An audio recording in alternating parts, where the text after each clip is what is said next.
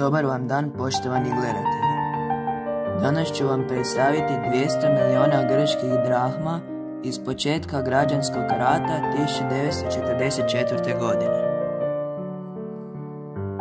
Lice u sredini krasi brojka 200, iznad koje se nalazi naziv grčke valute drahma.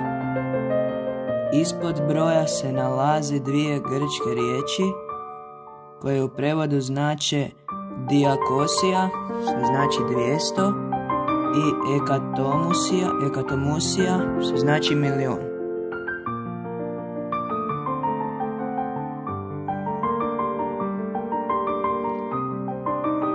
Na naličju se također nalazi nominala 200 miliona drahma.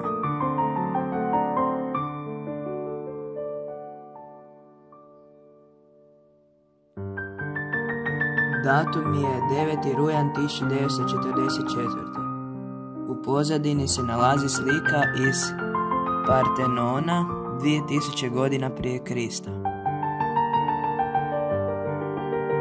Same dimenzije novčanice su 140 x 60 mm.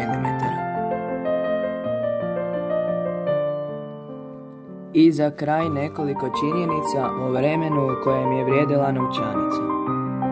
Kao što sam na početku spomenuo, u rujnu 1944. započeo je građanski rat. Njemci su se povukli iz Grčke, a Britanci su iskrcali svoju vojsku na grčki teritorij. Građanski rat je počeo prestajati 1948.